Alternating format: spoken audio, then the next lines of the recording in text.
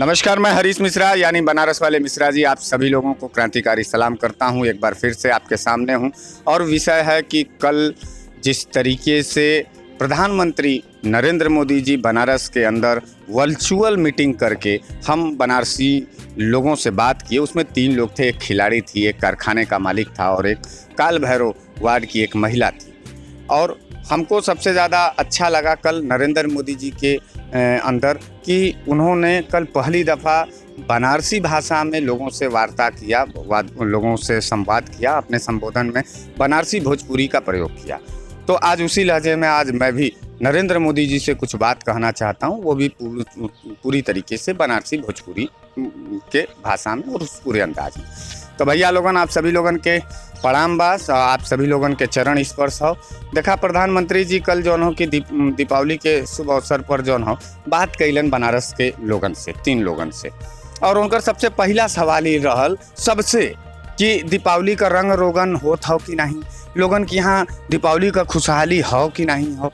कासे कि नरेंद्र मोदी जी जानत हुवन कि लॉकडाउन के बाद पूरे बनारस में और पूरे देश के अंदर केहू के लगे पैसा रुपया ना हो, लेकिन फिर भी वो लोगन से ये बदे पूछत रहलन ह कि कहीं ऐसा तो नहीं कि अब वहीं भी पैसा हो लोगन के बीच में। उनकर ही मानसिकता हमके साफ साफ दिखाई देवल। तो नरेंद्र मोदी जी देखा, आप हमारे सांसद हुआ, आपसे हमारे कोनो दुश्मनी तो हो नहीं, कोनो हमार जगह जमीन तो ले लेना होगा कि हम आपके खिलाफ हमेशा बोलीला। तो हम आपके खिलाफ नहीं बोली, तो आपके विचारधारा के खिलाफ बोलीला। आप हमारे सांसद हुआ, बुजुर्ग हुआ, चच्चा बाबू के समान हुआ। अच्छा, आज हम तो से न बोलब तो हम कैसे बोलब? तो ही ना हमार हुआ मालिक ये बनारस का लोग जो हमार सब लोग जो न तो के वोट देलन, तो के सांसद बनैलन, तो के प्रधानमंत्री बनैलन। बाबा विश्वनाथ के नगरी में जो न तू तमाम गलती कैला बनारस में आकर के धर्म के आधार पर भी बहुत गलती कर देले हुआ। हर हर महादेव के जगह हर हर मोदी लगवैले हुआ और तमाम मने हमने के माला अनाथा छोड़ देले हुआ। अब तक वर्चुअल मीटिंग करत हुआ, कैसे कोरोना तो ही के दौड़ा के पकड़त हो और तो रही भारतीय जनता पार्टी के लोगन के दौड़ा के पकड़त हो। कोरोना तो और लोगन के पकड़त हो नहीं जौन। तो देखा मोदी जी, पहले तो तू नोटबंदी कैले रहा है, फिर ओकरे बाद उसे देश टूट गल। फिर ओकरे बाद नरेंद्र मोदी जी तू जो GST लगैला, GST के बाद जो पूरा व्यापारिक प्रतिष्ठान कुल टूट टाट गल। अब अभी तक कोनो मिला कायदे का व्यापारी जो हमन जो कि GST PST भर नहीं पावत। वही में कोड़ में खाज हो गल कि तोहरे जो ये योगी बाबा हमन, योगी आदित्यनाथ जी जो हमने का मुख्यमंत्री हमन, उन बिजली का बिलिया इतना रगड़ करके बढ़ा देले हमन, स्मार्ट मीटर लगा देले हमन। तो ये सब तो हम माला रोना रोवत रहीला जो न। और तो ये तोरे भारतीय जनता पार्टी के लोगन नहीं लगला कि खाली रोबे करला, लेकिन हम रोहित नहीं, हम बनारस घूमिला नरेंद्र मोदी जी। आपके तरह हम जो न कंप्यूटर पर बैठ करके जो न बनारसियन से 1-2 लोग जो तू जो जैसे बतियला मन साफ साफ हम देखली कि खाली भारतीय जनता पार्टी का तमाम जौन महत्वपूर्ण पदाधिकारी रहलन उन्होंने से तू बात कैला है। जौन भारतीय जनता पार्टी का जौन खिलाड़ी रहल, वो खिलाड़ी जो यही स्टेडियम का वो तोरे भारतीय जनता पार्टी के तमाम रैली शैली में जाल करला। जो भारतीय जनता पार्टी के तरफ से जो खिलाड़ियन का प्रतिनिधि करला, ओके हम देखली कायदे से। वो जो अग्रवाल जी कारखाना के तरफ से बोलत रहलन न, तो वो अग्रवाल जी खाली अपने बतिया बोलत रहलन न, कैसे कि मालूम हो रहा उनके कि उन भारतीय जनता पार्टी का उन खासकर RSS से जुड़ल मन। हम बनारसी लोग सबके जानत हिला, बनारस के अंदर जितना भी भारतीय जनता पार्टी और RSS का कार्यकर्ता हम जानत। काल भैरव वार्ड का एक महिला से तू बतियला, तो वो जोनों की सभासद का बहुत करीबी है काल भैरव वार्ड का जौन। और वो गलिया जोनों की एक गलिया वो काल भैरव में मिल रहा। यही तो दिक्कत हो ना नरेंद्र मोदी जी कि तू हर बनारस के गली गुच्चे के नहीं देखत हुआ।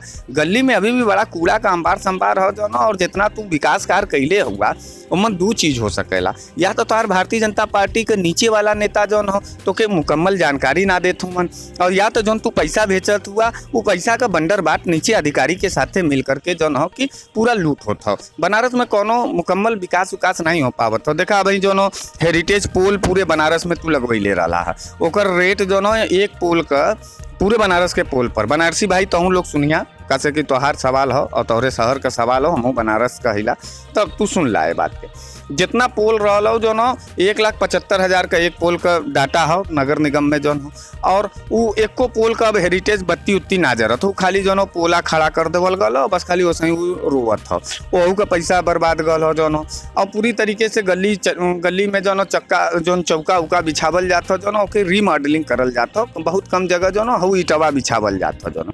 तो जितना तोहार काम होत हो बनारस में उतना अन्य जौन सांसद और विधायक रहलन वो करत रहलन। ऐसे पहले ऐसा नहीं रहल कि सब लोग पैसा लेके भाग जात रहल जौन हो।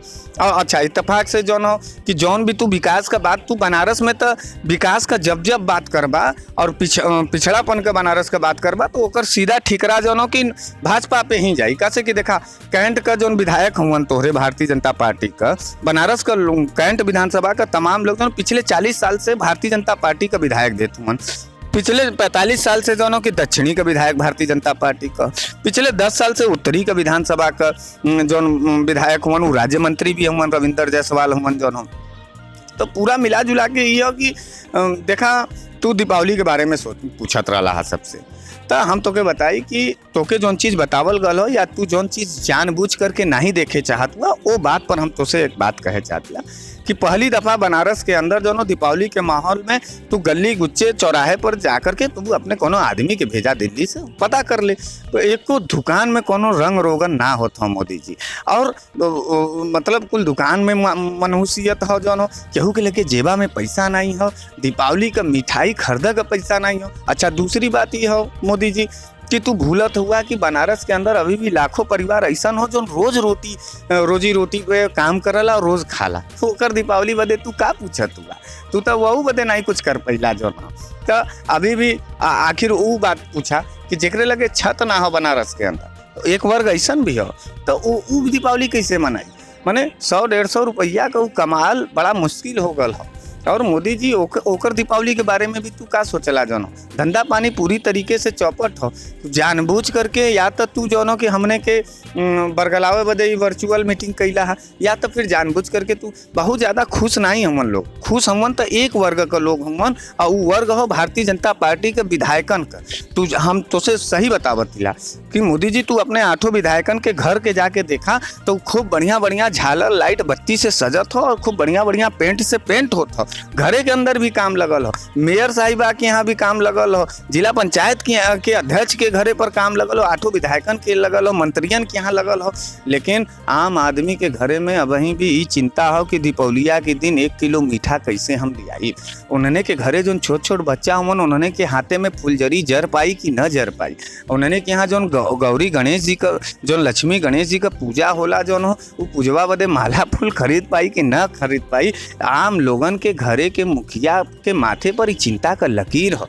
दीपावली एक कोरोना काल के बाद जो पूरी तरीके से जो ओके दर्द देता हो हर आम आदमी के जो मुखिया का बात हो जो घर के महिलाओं के बीच के बारे में बात बतावत थिला कि गैस सिलेंडर का पैसा देवा में अब एकदम करेजा काँप जात हो जो बिजली का बिल तो मोदी जी एकदम योगी जी एकदम क्रूरता से वसूलत हुमन जो कुल टैक्स 4 गुना बढ़ गल हो जो और वही टैक्स देवे में खत्म हो जाता। लड़कन का फीस डिजिटल पढ़ाई के नाम पर जो देवे में जो उखड़ जाता। अब त्यौहार नहीं रह गल मोदी जी दीपावली पर बड़ा आँखी में आंस आ गल हो लोगन के, हर घर पर और हर लोगन के चेहरे पे बड़ा मनहूसियत बड़ा दर्द समझ में आवत हो मोदी जी। हम तो से ये बदे नहीं कहतीला कि हम विपक्ष का नेता आइला हम तोरे खिलाफ बोलीला, हे बाबू हे चच्चा हे हमार जो की बड़का भैया चाहे जौन भी तू रिश्ता में लगा, बाबा विश्वनाथ करें तोरे हृदय में जो है हमने बदे हम बनारसियन बदे तोरे हृदय में जो ये आत्मा में और तोरे हृदय में हमने के प्रति दर्द जो महसूस करे का ताकत दे में ना हो पावत हो बनारस के अंदर। जैसे सब्जी तन मोदी जी जो आलू प्याज का दाम बहुत भयंकर हो गल हो, घरे में जो आलू प्याज गरीबन का रिश्ता रहल बहुत टूट गल हो जो मोदी जी हमरे घरे का मामला हम तोके बतावत थिला जो। अच्छा सबसे बड़ी बात ये हो कि देखा और भी घरे में समाज में तोहार नेताजी लोग नहीं टहरलन मोदी जी जितना विधायक हुआ, जितना सभासद हुआ, कुलीन एकदम खाली जनो अधिकारियन के यहाँ और सरकारी कार्यालय में खाली चक्कर लगावत हुआ, दलाली खाए बदे और लूट करे बदे। जो सरकारी पैसा आवत हो मन खाली लूट और दलाली करे के हो। जनो कुल सभासदन के घरे में खूब बड़ा बड़ा मिठाई का डब्बा जात हो, कुल विधायकन के यहाँ बड़ा बड़ा पटाखा कर जनो झोला जात हो मोदी जी। लेकिन हम गरीबन के घरे का लड़कन खाली वही टन बहरे से विधायक जी के घरे के सामने ए बदे खड़ावन कि कहीं पटाखा बजी तो हमहू देख ले, तो मिठाई मिली तो एक ठे हमहू ले ले। बनारस में ऐसा भी वर्ग हो मोदी जी, तो ओके एकदम उनसे मुंह फेर लेला। जवन वर्ग जनो तोके तोरे पर बहुत ज्यादा विश्वास गरीब गुरबा किसान और बुनकर कैले रह। तू कहले रहला कल के मन अपने भाषण में भोजपुरी में कि जनो बनारस का जौन बुनकर हमन उन्होंने बदे भी हम खुशहाली ले आई। उन्होंने तो धरना पे बैठ गल, कुल एकदम बंद हो गलो मशीनिया। और योगी जी उन्होंने के जो मुसलमान के नाम पर बुनकरी के नाम पर जो उन्होंने के एकदम रगड़ देवे चाहते हैं, सब कब्रिस्तान जाए पर मजबूर हो गल हुन। आम हिंदू जौन गरीब हुन उ जो जहर खा करके शमशान जाए के तैयारी में लग गल हुन। हे मोदी जी तू कृपा करा, तोरे अंदर जो की इंसानियत जात जाए, तू कम से कम कुछ रोजी रोजगार नहीं दे सकत होगा। देखा रोजी रोजगार तू नहीं देला, कोनो दिक्कत नहीं हो सकेला तोरे के यहाँ रोजी रोजगार का, तोरे भारतीय जनता पार्टी में कोनो प्लान न। लेकिन तू महंगाइया तक कम कर दा मोदी जी, जिंदगिया जियत रह तो जो बहुत तहार एहसान रही। आज पूरा बनारस पूरा काशी अपनी जिंदगी बदे रोवत हो। दीपावली उपाली गल भाड़ में, गल होली भाड़ में, गल जौन की आज ठंडी आ गल हो, रजाई बनवावे बदे आदमी सोचत हो, फटल रजाई और फटल गद्दा पे लोग सुतत हुआ।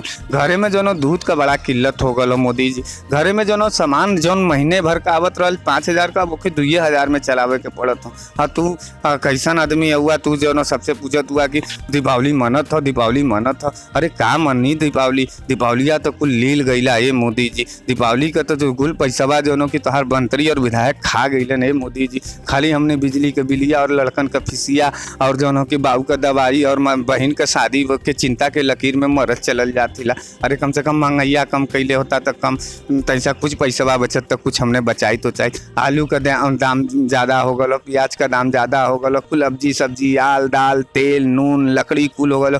पुड़िया कैसे बनी मोदी जी, पुड़िया तेलवा इतना महंगा होगा, लटवा इतना महंगा, कुल तू तो महंगाइया कम करे बदे आल लला, गरीबन के रोटी दे बदे आल लला, तू मरला एकदम नाश कर देला है मोदी जी। अब दीपावली तोरे कार्यकाल में क्यों भी कायदे से न मैं कोनो त्यौहार हिंदू जनो तोरे कार्यकाल में न मना पाई जनो मोदी जी, तो के या तो गफलत में रखल गलो मोदी जी, या तो तू जानबूझ के गफलत का नौटंकी करत हुआ। हालांकि तू नौटंकी बाज हुआ, हम बनारसियन के साथे कोनो तू रियायत नहीं कैला मोदी जी। ये बदे ये हमने का बड़ा जौन गरीब गुरबा हमन जनो उन्होंने के लड़कन के बारे में सोचा, उन्होंने का जो चड्डी सरकत रहा, उन्होंने जब दूसरे भारतीय जनता पार्टी के नेतन के घरे के सामने मिठाई बदे खड़ा होकर ताकलन तो बड़ा दर्द होला। जब उन्होंने फुलझड़ी बदे और पटाखा बदे जो भारतीय जनता पार्टी के नेतन के तरफ दौड़लन तो बड़ा दर्द होला। कैसन एक बना देला जौन शहर, सबके अंदर एक स्वाभिमानो के चाहला कि केहू का लड़का केहू रोवे जौन सामाजिक तौर पर, लेकिन तू रोवा देला हर वर्ग के, किसान के नौजवान के, सबके रोवा देला। दीपावली बड़ा एकदम दर्दनाक बीतत हो मोदी जी। तोहार जो भाषण रहल, तोहार जो नौटंकी रहल वर्चुअल रैली के माध्यम से, ई बनारस का आवाज़ नहीं रहल। बनारस का आवाज़ ई हो जौन हम कहतिला।